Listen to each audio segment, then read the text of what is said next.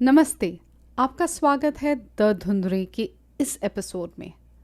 मैं हूं आपकी स्टोरी टेलर अंबिका और आज की कहानी है सौम्या विश्वनाथन की रहस्यमयी मौत की दास्तान। Journalist Soumya Vishwanathan's murder in the national capital.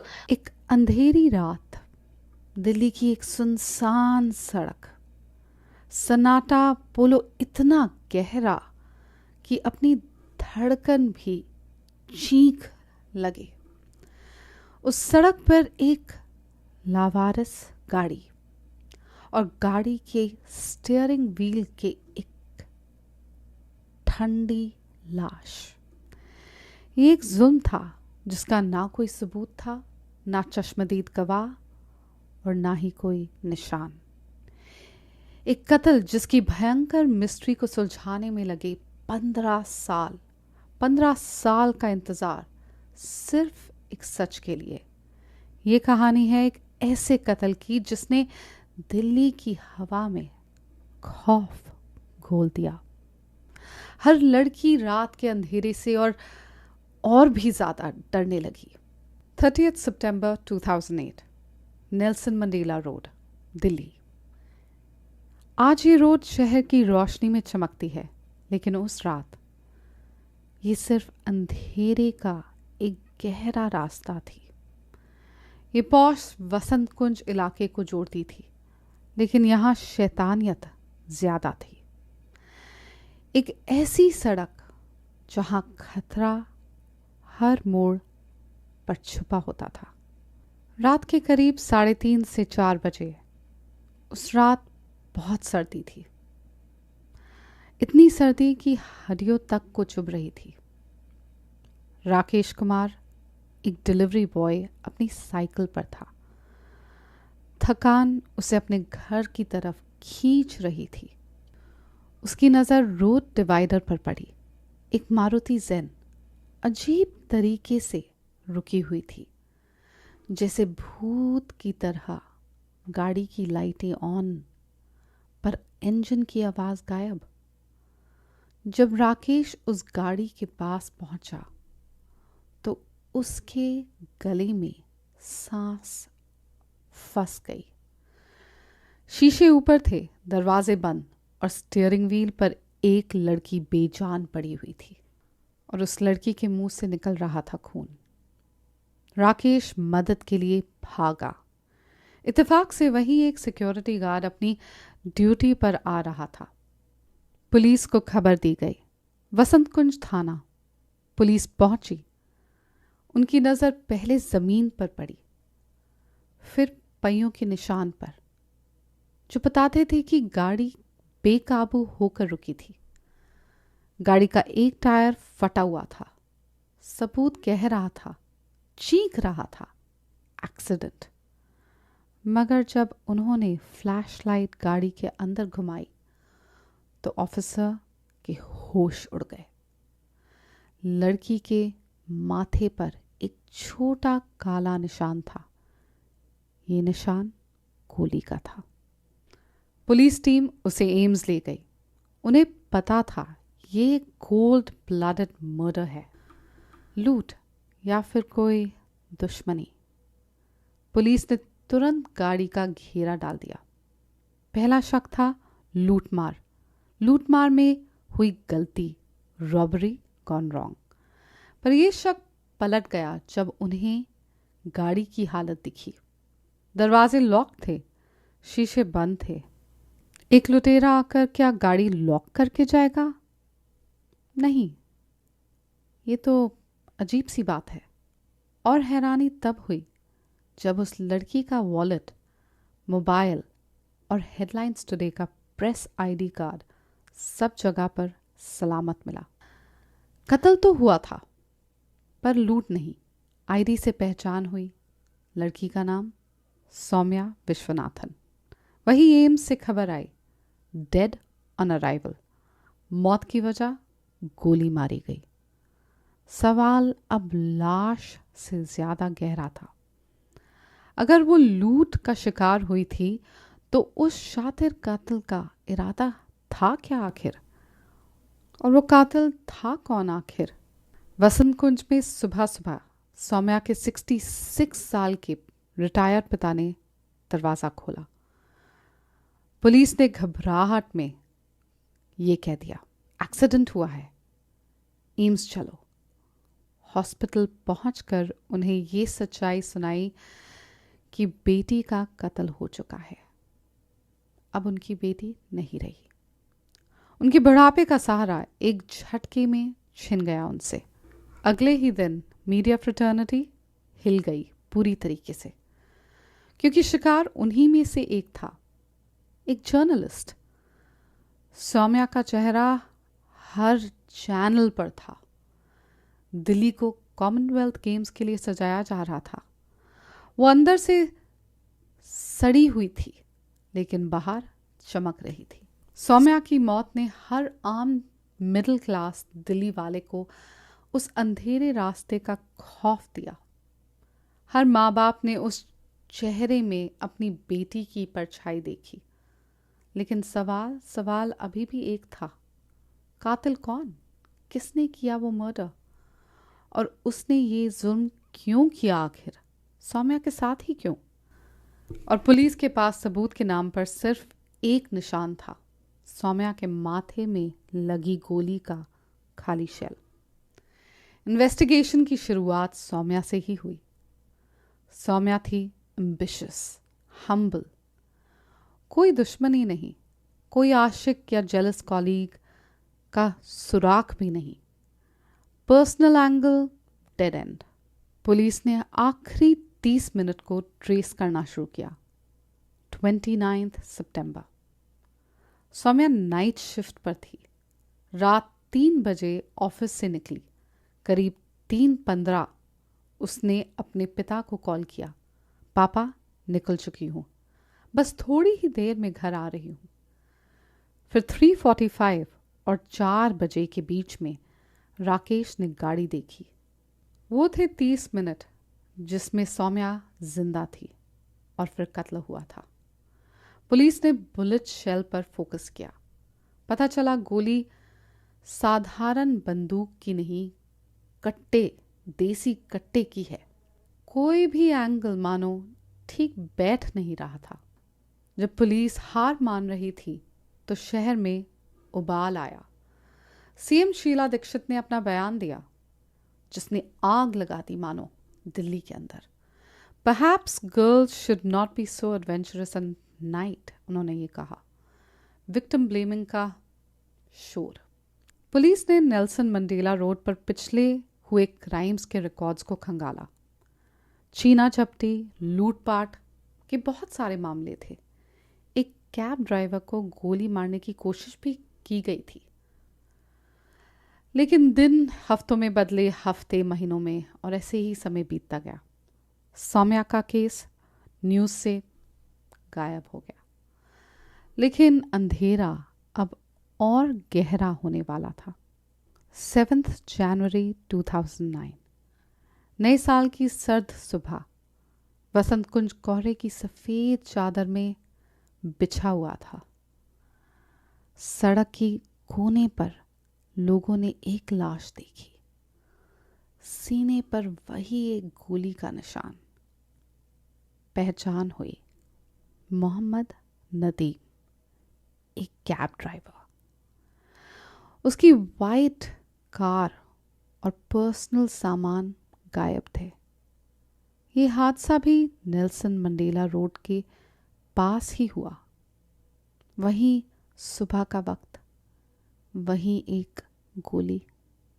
फर्क सिर्फ इतना था, मोटिव क्लियर था, लूट और गाड़ी। मीडिया का शोर पड़ गया। सौम्या और नदीम में इतनी समानताएं। क्या पुलिस ने जानबूझकर इन्हें अलग रखा?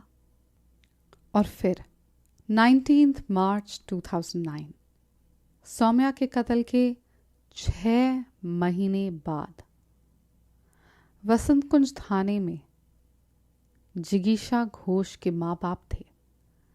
उनकी एकलौती बेटी गायब थी। पुलिस का लापरवाह जवाब, जवान बेटी है, चली गई होगी कहीं। लेकिन घबराए माँ बाप इससे तो मानने नहीं वाले थे। जिगीशा रात के 3 बजे ऑफिस कैब से उतरी। उसने माँ को कॉल किया, 5 मिनट में आ रही हूँ माँ। और फिर चुप्पी, सन्नाटा।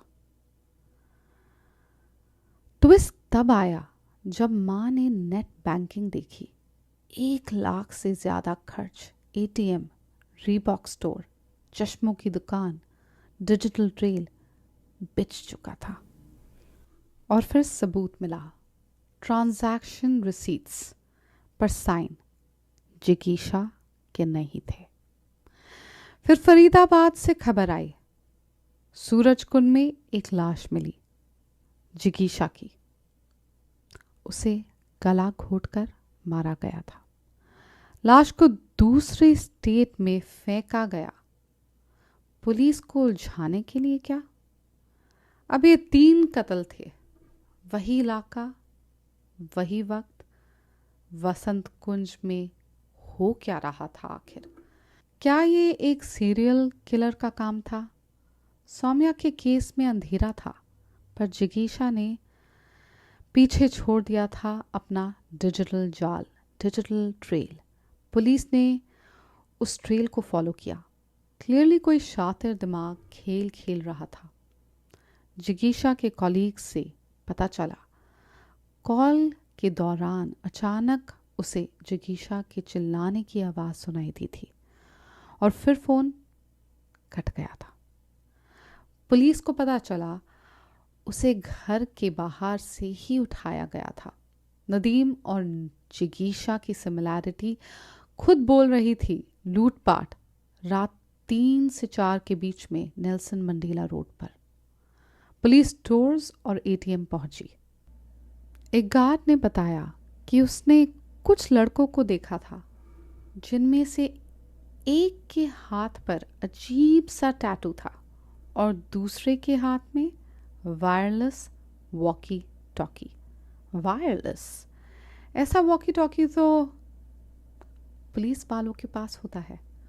शक अब गहरा हुआ।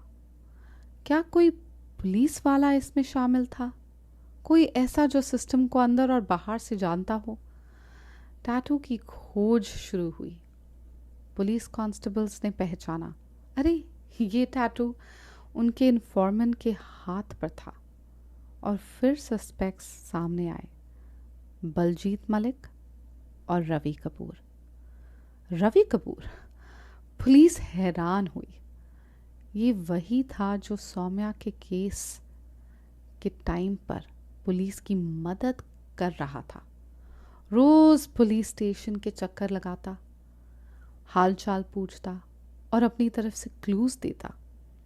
पुलिस को खुफिया खबर मिली कि रवि और उसके दोस्त नेल्सन मंडेला की तरफ आने वाले हैं। ट्रैप बिछाया गया। लंबा झगड़ा हुआ और रवि कपूर और उसके दोस्त काबू में आए। उनकी गाड़ी की तलाश की गई और सच्चाई उभर कर बाहर आई। बैक सीट पर खून का बड़ा धब्बा, वो था जिगीशा का।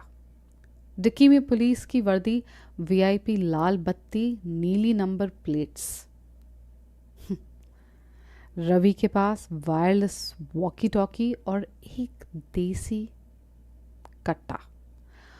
उसके गले में जिगीशा की सोने की चेन भी थी। शैतान पकड़ा जा चुका था। तो क्यों किए उन्होंने ये कत्ल? पहले बात करते हैं जिगीशा की। एड्रेस पूछने के बहाने उन्होंने जिगीशा को किडनैप किया, लूटपाट की। जब पहचान छुपी नहीं तो गला घोंटकर कत्ल कर दिया। अब नदीम की बात करते हैं। उन्होंने नदीम से गाड़ी मांगी। मना करने पर सीने में गोली मार दी। आखिर में बलजीत यानी कि पप्पी ने धीरे से खुलासा किया, साहब हमने कुछ वक्त पहले एक और औरत को यहाँ मारा था, वही नेल्सन मंडेला रोड पर। पुलिस की सांस जैसे मानो रुक गई। सौम्या विश्वनाथन का कत्ल का रहस्य बाहर आ गया। फिर उन्होंने सौम्या की हैवानियत भरी कत्ल की दास्तान सुनाई। वही नेल्सन मंडेला रोड लूटपाट की नज़र से वो शिकार ढूंढ रहे थे जब सौम्या की जेन तेजी से उनकी गाड़ी को ओवरटेक करती निकली तो उनकी ईगो को चोट लगी। साली ओवरटेक कर रही है। उनके लूट के इरादे अब ईगो को छूकर जा चुके थे। उनका ईगो हावी हुआ। उन्होंने सौम्या को रुकने के लिए इशारा किया। सौम्या एक जर्नलिस्ट थी। वो खतरे को अच्छे से पहचानती थी। जब उसने सेंस किया कि वो खतरे में है तो उसने अपनी गाड़ी को तेजी से आगे बढ़ाया, सिर्फ और सिर्फ क्योंकि उसका ईगो हर्ट हुआ था। इसलिए उसने सौम्या का कत्ल कर दिया।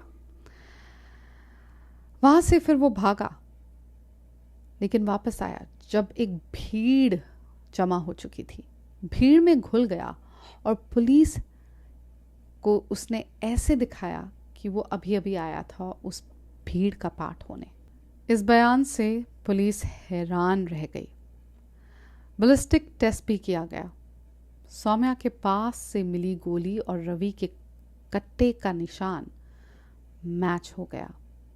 सौम्या, नदीम और जिगीशा, तीनों का कातिल एक। रवि कपूर कोई मामूली चोर नहीं था। उसका शैतानी दिमाग था। वो झूठी खबरें देकर पुलिस से इंफॉर्मेशन निकलवा लेता था। पुलिस जानती थी कि ये लोग कोर्ट में कन्फेशन को रिजेक्ट कर देंगे। इस शातिर मुजरिम को रोकने के लिए पुलिस ने MCOCA ऑर्गेनाइज क्राइम एक्ट लगाया ताकि SP रैंक ऑफिसर की कन्फेशन एडमिसिबल हो जाए। लेकिन इस कानूनी चाल ने केस को उलझा दिया। 14 साल तक MCOCA की एडमिसिबिलिटी पर बहस चलती रही। सौम्या के माँ बाप का पूरा बुढ़ापा इस इंतजार में चला गया। अक्टूबर 2023 लोअर कोर्ट ने फैसला सुनाया। MCOCA जायज माना गया। तीनों कातिलों को उम्र कैद की सजा सुनाई। सौम्या के पिता ने यह फैसला ICU से देखा और कुछ ही दिनों में उनका देहांत हो गया। 15 साल बाद फरवरी 2024 हाई कोर्ट ने इन्हें बेल दे दी। लेकिन नदीम और जिगीशा के कत्ल में सजा होने की वजह से वो जेल में ही रहेंगे।